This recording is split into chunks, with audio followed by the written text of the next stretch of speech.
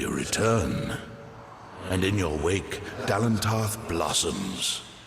The flow is rearranged, now and forever. Nash's brood is at an end. You have destroyed what was written, and made a new fate for Dalentarth. Even your darkest ally walks a lighter path. And yet the Tuatha still spread, marching with Prismir and pain. You have only delayed our doom. You have the power of an immortal, and yet the humility to ask for help. Little one, I envy your grace. You shall carry my blessings with you. You must know this, Quickling. The age is changing. Immortals are passing, and the future belongs to the young races. If there is a future to be had. Go, and stand at the heart of the She. There you will find Issa, and perhaps you will find wisdom as well. Only the path of your own choosing. Stand at the heart of the She, and if that path includes the gardens of Issa, I shall allow it.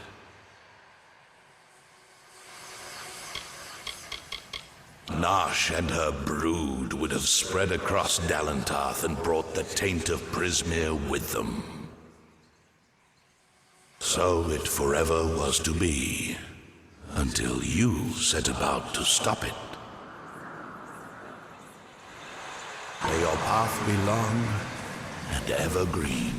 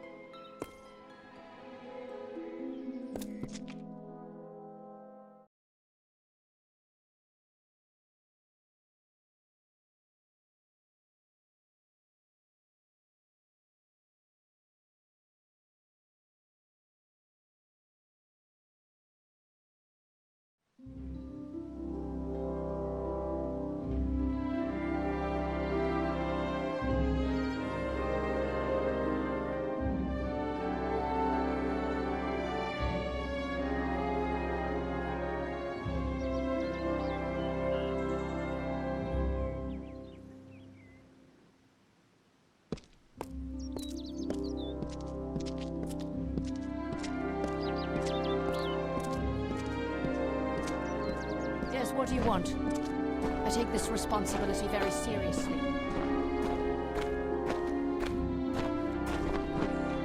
Welcome to the Gardens of Issa, home of the Summer Court and the warm heart of the Feylands.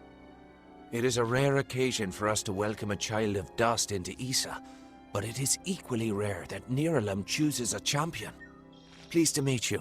I am Chancellor to the High King. I pray you enjoy our hospitality. High King Titarian is Lord of the Summerfey, the font of all our wisdom, and first amongst the immortals. And since Godflow tragically murdered the High King of the Winter Court, Titarian is the greatest and last true leader left of our kind. The sapling of the World Tree bears centuries of great wisdom. Of course, long-lived as Nirlam is, it is still regrettably mortal. Even all greatest mortal wisdom cannot compare to the perspective given by true agelessness. Begging your pardon, of course. We are the Summer Court, the very embodiments of courage, honor, and all things bright and proud. Some envious few in the Winter Court would call us arrogant and self-righteous, as well as all manner of other epithets. But remember, we are the ones who stayed true to tradition, while they turned to barbarism. The Tuatha find new recruits from our ranks. The ranks of the Fae were not always sullied by the presence of anything so coarse as the Tuatha. Once, the Summer and Winter Courts existed in harmony. But Godflow perverted the Winter Court with talk of his new god, and from that poison, the Tuatha arose. Too many mortals misunderstand the Winter Court. Our cold cousins are not evil, but merely evoke the darker truths of nature, from subtlety to decay. Perhaps it makes sense that children of dust are put off by those who embody their inevitable death, but it is regrettable that so many are misunderstood. Truly a place of wonder, as it has always been and always shall be. Here springs the life well of Dalentarth, and the greater Feylands in all directions. It is a pity that some of our kind have fallen to such degenerative states, but we cannot shed a tear for their weakness.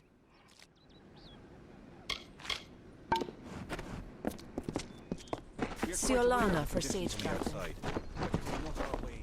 Be warned. There's a peace edict in the Gardens of Issa. No disturbing of peace, no open disclosure.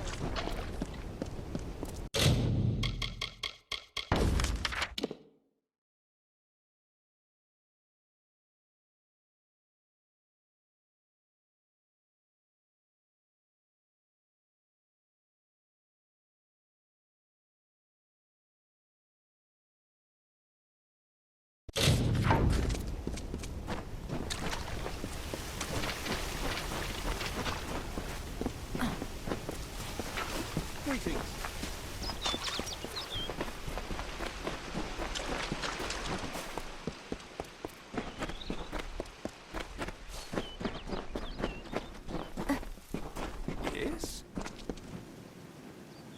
Oh, excellent. Another... Oh, a mortal. I don't think I could... Well, perhaps I might. Yes, of course. Why not? You, Dustling, how would you like to make some of your shiny, bright metal? What's it called? Ah, yes, gold. How would you like some of that? My role is with the Hall of Appointments, to prepare visiting ambassadors and dignitaries to meet with the Court of Summer. Right now, there are 4 terrible, regal lords and ladies that wish to see High King Titarian, but they are a fickle lot and require extra, handling. They must enter the font in a procession, but each has his or her own preferences, and I can't afford to offend any of them. Wonderful. That's one less aggravation that demands my concern. Thank you, mortal. The dignitaries have been seen about the gardens, enjoying its many splendors. I will remain here and await your advice. I enjoy my role as steward, but my fear of Lady Olana overshadows any pleasure I might find in the tasks assigned to me. She is quite critical. Well, I've never met him, of course. Such an honor is not granted to squires. But they say he is quite incredible. As tall as a tree and radiating a great light, as though a sun burned within him. The birds sing to herald his glory. She is well suited to her role as the Lady of Receivership, as she enjoys judging the worth of others. She has assessed me as well, and I have been found lacking. I am steward of the High King's List, and apprentice to the Lady of Receivership. Olanna will be so displeased once she finds out I failed her so. Few dustlings ever make their way to these gardens. I believe they fear us, as they fear the elements. As they should. Oh, I'm sorry. Do you not like to be called dustlings? Everywhere. Goronet is in the Hall of Appointments, but the others are all over the city. What a nightmare. Farewell.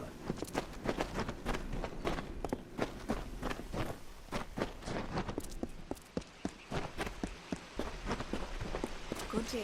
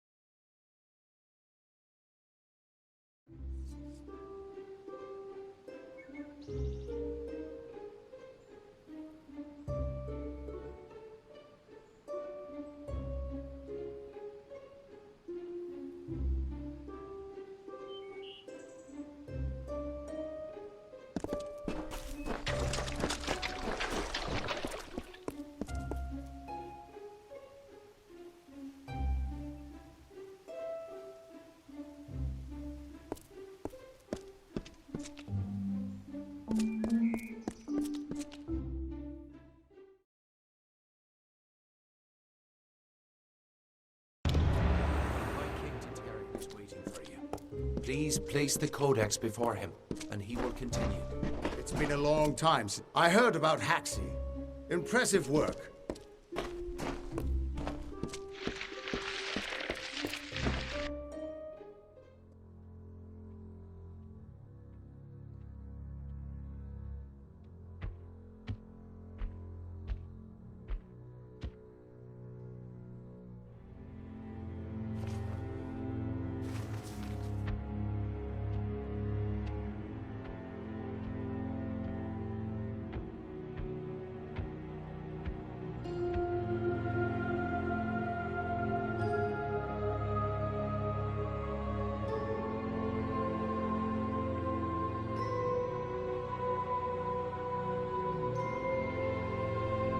Conceived in chaos, birthed in stolen magic,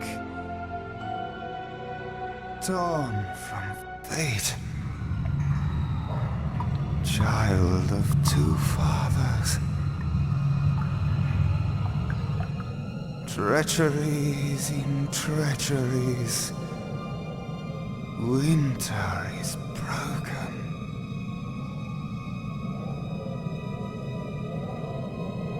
The puppet king upon his throne, drinking flattery and lies.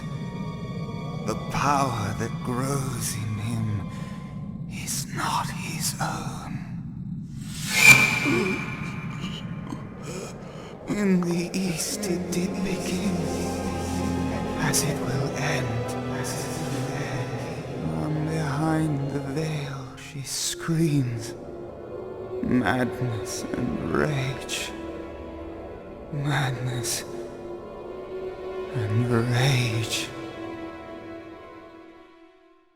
We realize this may be confusing for you. Fate, like the Fae, cannot be changed. But the Tuatha are Fae who have become something new. And you are a mortal who is free from Fate's weave. Gadflow claims that the Tuatha are the work of his new god. If the Tuatha are the creations of a god, what does that make you? The power of a god in the brash hands of a mortal. This is why Niralim fears what you might become. This age has seen much change. Change we once thought was impossible. We were wrong.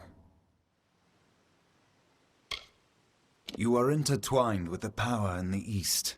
There can be no doubt of that. Your energy reaches back to Alabastra. We do not know what will happen when you travel there, but we know that the power behind Gadflow is your ultimate goal. His god holds your answer and the fate of this world. I thank you, and perhaps you can help change our world's fate as well. I have seen those who were destined to be heroes, for whom great deeds came naturally. They come, they act, and they pass on as written. You do great things not because you must, but because you choose to. That is by far a far truer greatness.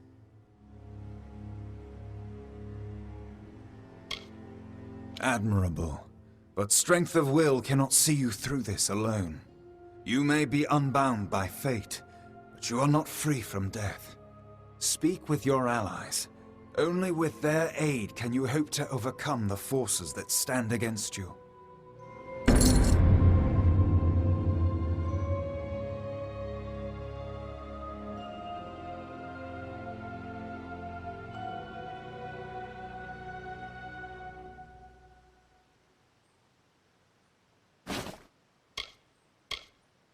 The weave is a puzzle. Each person is a piece. The edges of their fate locking together with the people around them, all performing their duties to form a grand picture. However, you are no longer a puzzle piece. You are a dollop of paint. You cover and redefine the edges of the puzzle pieces you meet. But more dangerously, you repaint the picture of reality itself. Who can trust that your design is better than the original? It is the deepest tragedy that our fall should come from our own. Make no mistake, Gadflow is the harbinger of the end of my kind. In fighting him and his army, you will surely spell our doom. For that tragic truth, we forgive you.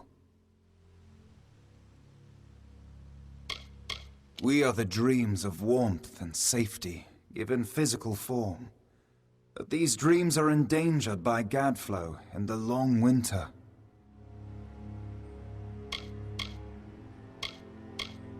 Since our kind returned to this world so long ago, it has been my honor to serve as High King of the Summer Court. My rule was always shared with the High King of the Winter Court, until Gadflow arose. Now both of our people are in peril. The Summer and Winter Courts have always ruled the Feylands in harmony, as the seasons wash across the world. But with Gadflow's new god, something changed. The Winter Fey who followed him called themselves Tuatha, and bore a mark of Prismir upon them. Their power has grown, and yet they are diminished. Our cold cousins across the sea. Do not think the Winter Court our enemies, for we love them as family, dismal though they may be. Oh, to walk in their starlit gardens once again, or sip their calming stone tea. But the Tuatha have consumed them, and all of their wonders are lost.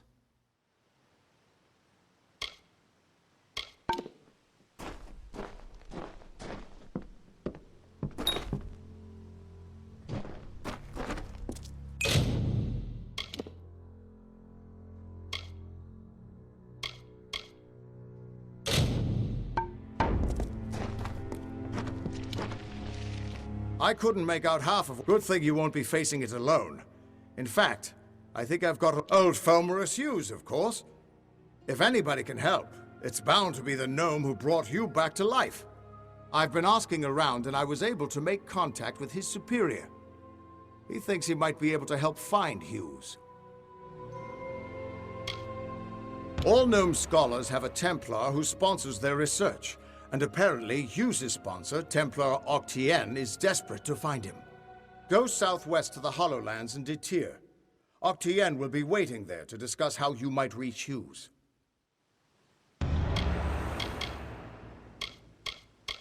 He once offered me an honorary knighthood after I slayed the Dream Eater of Amora.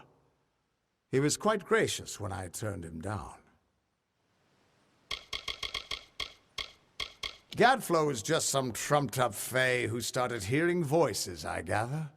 But a crazy with an army is still a threat, sure enough. You know where you stand with a gnome.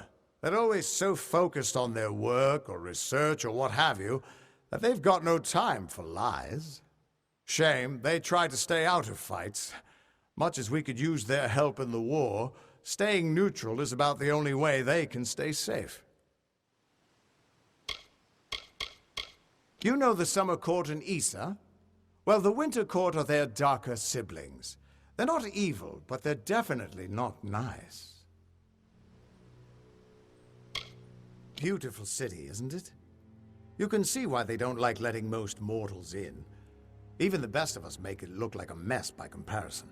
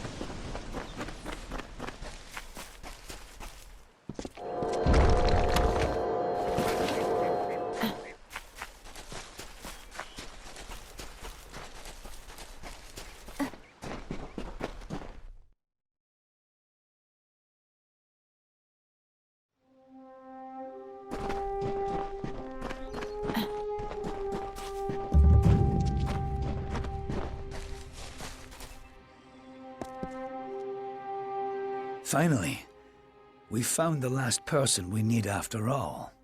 I'm Helic Cross. I'm leading an expedition to the land south of Dalentarth, the Teeth of Naros, and we could use another strong back. A mage is always good to have on an expedition like this, except for Cash, but maybe he'll come around. During one of my other campaigns, I chanced upon a diary of an Almain monk, Denric the Crazed. Said he found a way to the land south of Dalentarth. After reading what he found there, cities of gold, fountains of sapphires, I decided I wanted to see this land for myself. Been a mercenary for about 20 years now. Toured with the Warsworn, but didn't take quite as much pride in the work as they wanted. So I struck out on my own. You can make a fair bit of coin selling your sword to keep a farm or two safe. Not that I'll need to anymore. Sverri's got a fairly good head on her shoulders. She's only got eyes for gold, but there's plenty for all on this trip. When it comes to navigating ruins, there's no one I trust more. We're in the foothills of the Teeth right now. It's not the easiest place to reach, sheer cliffs of stone, and few passes through them. Few facts. The only record of a successful journey there was by an Almain missionary named Denric, returned half dead and maddened to hell. He claimed the southern land as home to a miraculous city, wrought of gold and trimmed with silver, even said it floated above the earth, if you can believe it. It's hard country, Damn impossible to find a pass in the mountains, but if I'm right, this cavern will take us under them.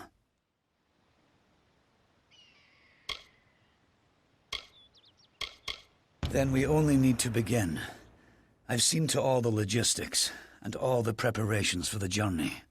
Meet us in the southern passage. Let's try to cover as much ground as we can. It's the cave next to camp. I heard rumors that it was filled with artifacts that none had ever seen before. Strange carvings and huge works of stone. I don't know how dangerous it is, but I advise against being too carefree inside. We should go in as a group. Stay close. Keep walking.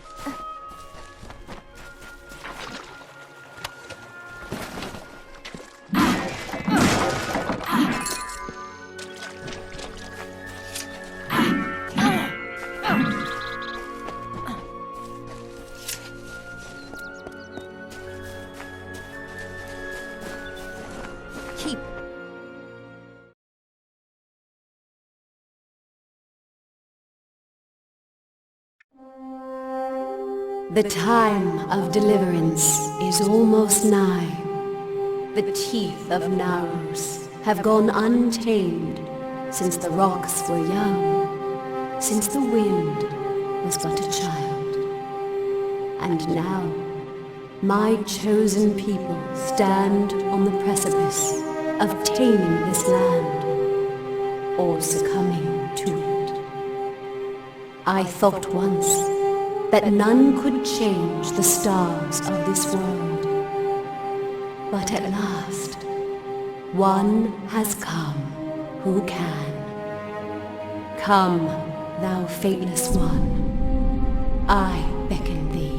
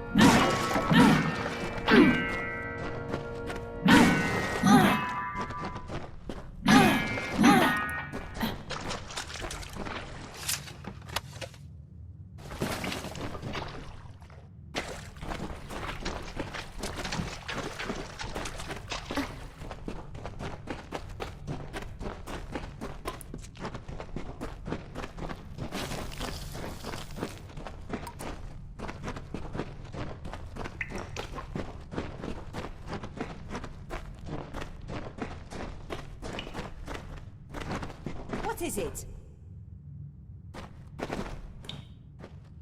Stay close. I don't like this place. Something mysterious in the air here. Cranwins don't normally keep company with men like Hellick, but he knows the way, so I need him.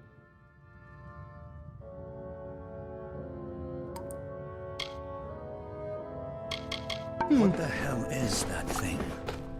What is that thing? Be gone. Let the mage run to his mother.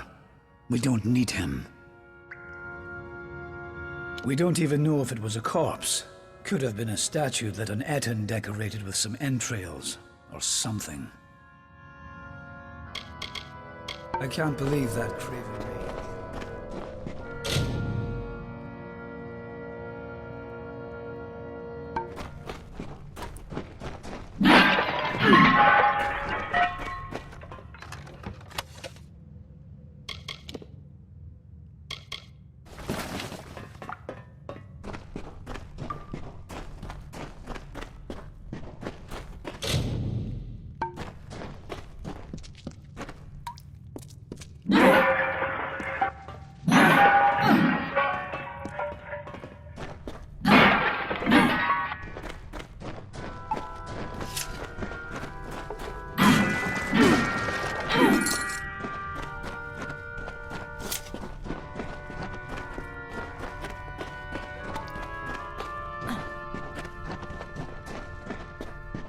Wait a moment.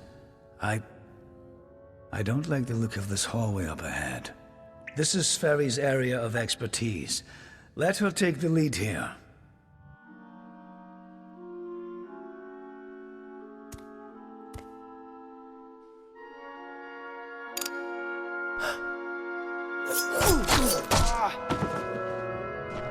What was that?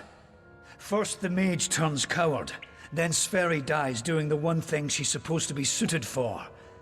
Is this some sort of joke? What's next? Are you going to reveal you're really just a kobold with a bad case of mange? Clearly, I should be more thorough when recruiting my expeditions. Fine, let's just keep moving. We'll manage on our own from here. We keep going. Cash proved to be useless, and Sverri's not helping anyone anymore. Looks like it was always up to us. With just two of us, we'll have to try and manage as best we can. It won't be easy, but I thought something like this could happen. Come, we must make Sverri's death peace.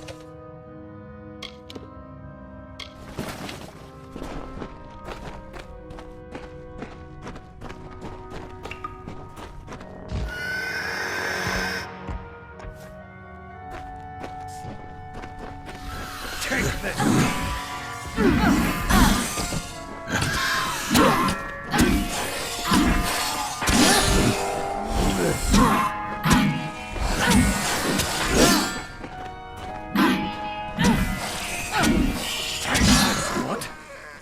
What in the hell were those things? I've never seen anything like them.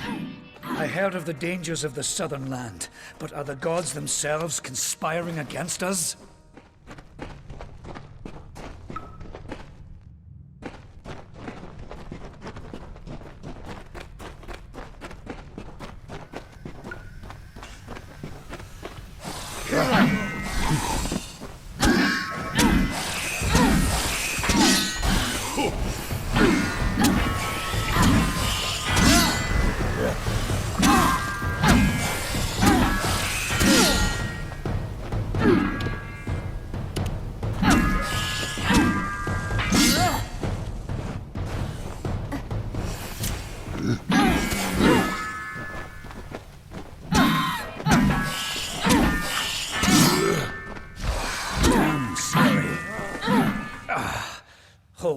Hold on a moment. One of those damn beasts hit me worse than I thought.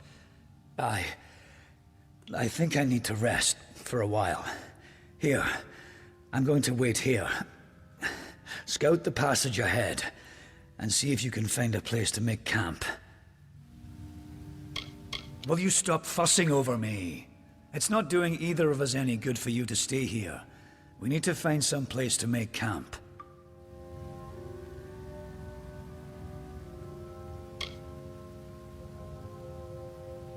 I'll take it, but I'll wait until I really need to use it.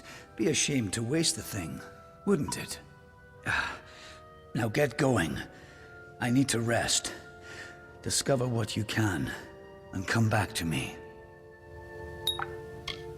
I told you, I'll be fine. I'll save the health potion you gave me for when things really get dire. Now, find a place for us to make camp. Go. You need to find safety for us.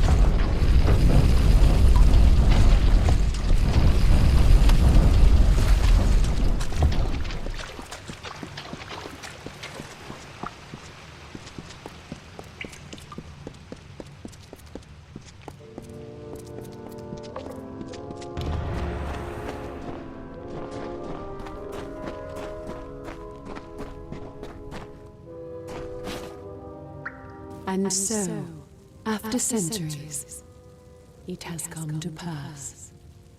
The cipher has reached thy hands, Beckett. At last, my work can be completed.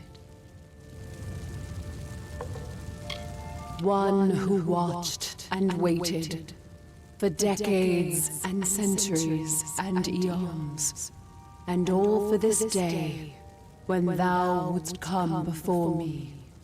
I have read the fates of this world to find thee, unfated one. Much rests on your shoulders, but I have one more burden to lay upon thy brow. To continue thy path through the tapestry of fate and perpetuate its sundering, I will open the way to the teeth of Naros. Seek the Primos, and thy duty will be made clear in time. Go now with my blessing. Go now with my purpose. For thou art beckoned. That which was ordained must be undone.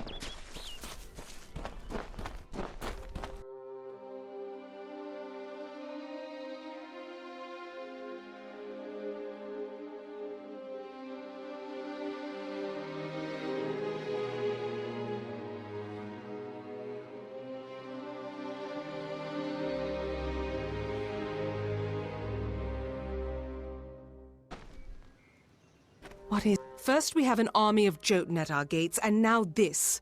I don't know you, little one, but you'll find no quarter here. This is still Colossi-held territory for the moment. State your intent. Everything does harm in these lands. I do not know you, so why should I take you at your word? Furthermore, none have come from those caverns since they were sealed, save you. How is it you came here? Strange entity. A curious riddle, but one that must be solved later. It seems the Jotun have rallied their strength. Steel yourself.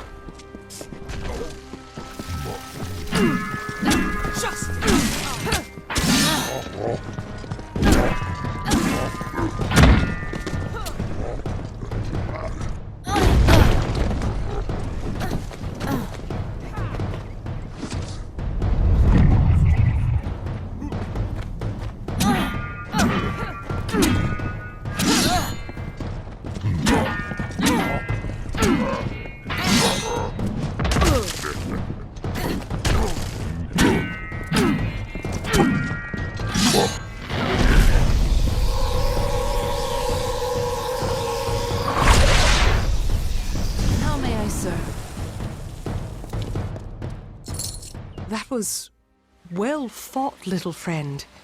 You have a strength in your arms that belies their lack of girth. Perhaps you are not the interloper I believed you to be. You claim to have been summoned. But for what purpose? What strange forces brought you here? You speak of the Holy King of my people, and that artifact you bear. Could it be the cipher? Your mission is twice damned already. The Primos is a recluse. But more immediate than that is the Jotun horde. Idilla is sealed off as long as they continue plaguing my people.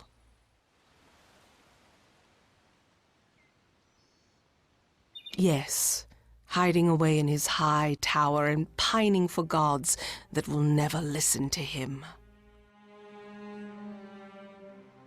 The Primos is the highest office among the Colossi, reserved for the one that leads my people in politics and prayer. At least that is how things should be. But Anakatos, the latest to have this authority, has not lived up to his duties. Our people are stranded in a wild land, in a time of our greatest doubt, and he locks himself away from us. Our ruler leaves us leaderless.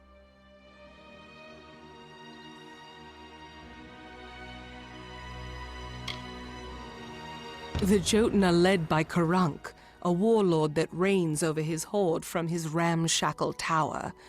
One of my scouts, Remy's, watches them now. He can offer you advice on fighting the warlord, and if you can kill Karunk, I will lead you to the Primos myself. It was an old passage built by my people as our faith demanded. Once, it was to lead to fertile woodlands.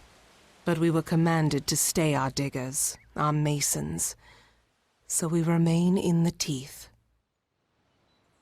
It is a wonder to any mortal eyes, though because it is not good enough for the gods' tastes, we must call it a failure.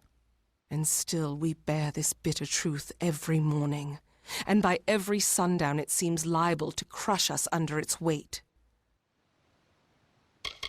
The Jotun are a savage race, but their cruelty can be controlled as easily as it can be fostered. Before we came here, the Jotun were our wards, but that was a lifetime ago, and now they call for our heads. The warlord is cruelty incarnate. He has transformed the memory of my people's leadership into that of slavery, as if we possess such barbarity. He makes camp in the barbarous tower you see in the distance. He must be killed if this is to end.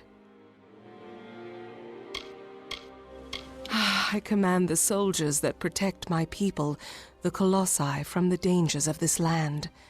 They are many, and we are but few. Each passing year it seems more and more like we lose ground. But what can we do? We are commanded to stay here. The quickest way to end their threat would be to kill their war chief, Karunk. With his death, the others will be brought to heel. Bring word to the city. They will need to know about the Jotun and this new interloper.